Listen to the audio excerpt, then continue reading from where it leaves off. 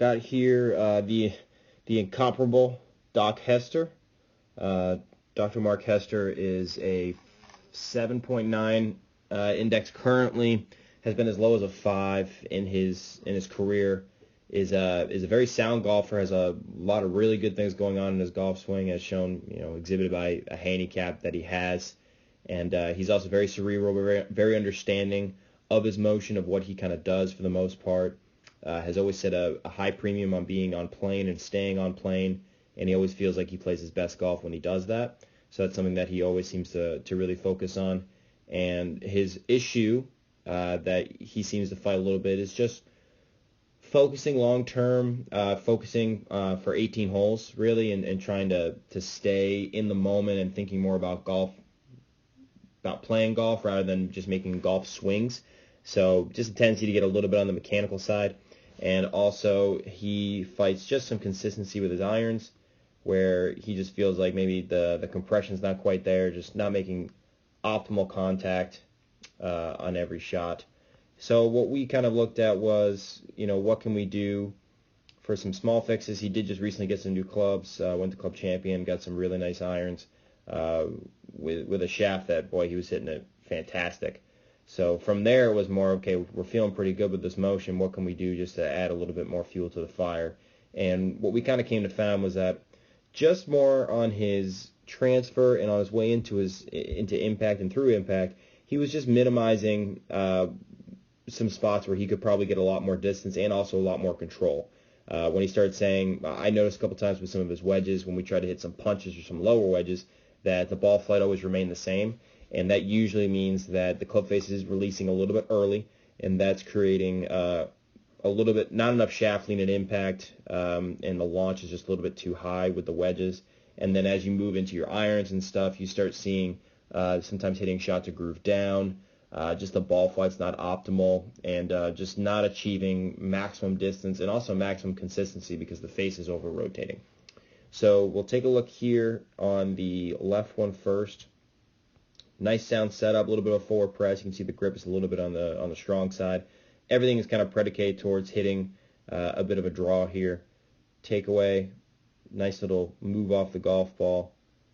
Completes a turn, pretty nice. He did just have shoulder surgery recently, so we didn't really go crazy into the backswing just because it's positioned pretty much as well as you could really ask, considering the minimal rotation that he really has left in his upper body. So again, good turn, good motion off the golf ball. Not perfect, certainly, but he's in a position to attack it, and then we'll talk about that downswing a little bit as well. On the right here, we'll draw a little plane line here. Love the posture, nice athletic position, good flexion in the knees. On the takeaway, everything kind of gets lined up pretty nice, but you can see he is a little bit closed. Again, not surprised, just a little bit closed relative, which is totally fine. That's, again, very draw biased position. Completes the turn, very nice. Sets the club at the top here. And again, technically, is it a little across the line? Yeah, sure, but like we said, his shoulder doesn't quite have the rotation like he used to. So if we talk about trying to get that club more up and on plane this way, more one-planed, it's just really not something that's achievable, and it's not going to be a benefit to him. So instead, we're just going to roll what we got here. Again, club face a little bit on the close side. Not an issue as long as he makes decent contact, which he was. And then now we'll draw that nice position on the downswing. We'll take a look right here. Does a great job of getting that club right back into position. Notice it is starting to shallow out, so it created this little bit of a loop-de-loop motion here. Not a bad thing. We'll take a look here. Start this one at the beginning real quick. Got line, we got line. Again, nice little move off the ball. My camera moved a little bit. Nice transfer back in, and notice the club, notice the shaft. Right, so he does get a little bit steep on this transfer here. We'd love for that to be a little bit on the wider side. However, I mean, as far as where he's positioning the club, because it's shallow, right, so this position right here and the one on the right are pretty much in the same spot.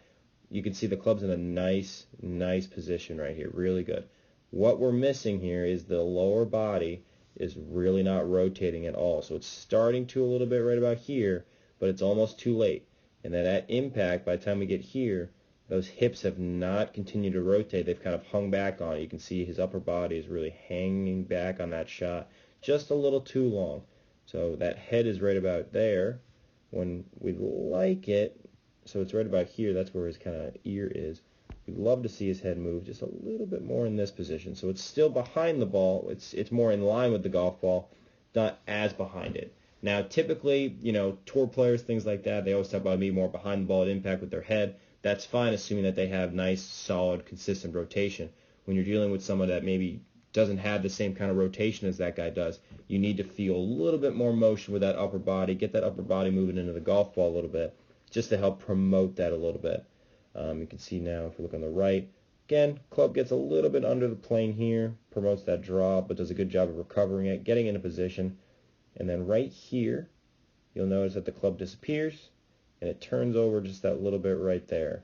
So again, good news. It's in line, which I don't hate. However, it's just a little bit of an early release, and you can see club's just turning over a little bit here. If we're looking for perfection, which is something that we're always going to try to achieve, we're just going to try to feel a little more extension out. So right here, we'd like to see this arm actually work more this way. So let's just get rid of these. So right arm, I'd like to have it more here. Left arm more here. Club going more this way. So just a little lower, and that way it's more out in front of us and extending. And in order to get that club down there and that way, the hips will have to feel more rotation this way, which is what we would really want.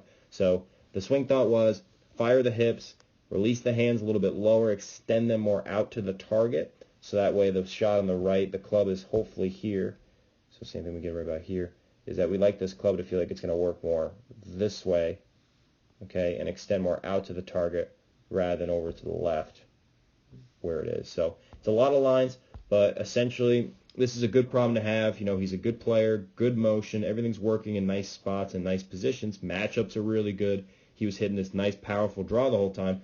But once we got him to feel a little bit more rotation, a little more drive through the golf shot, and getting those arms extending more out to the target, it kept that face square longer. It kept it in the hitting zone a little longer, so his miss hits were better, his ball flight control was better, ball was starting more on line rather than out to the left initially. So overall, it creates a little bit more consistency just with his ball flight. So that would be the biggest thing I would work on, is if I were him, a little bit more rotation with that lower body, keep those arms extending out to the target. So instead of this release here, the arms are going to be more pointing out, face is going to be more square, and as a result, more consistent ball flight.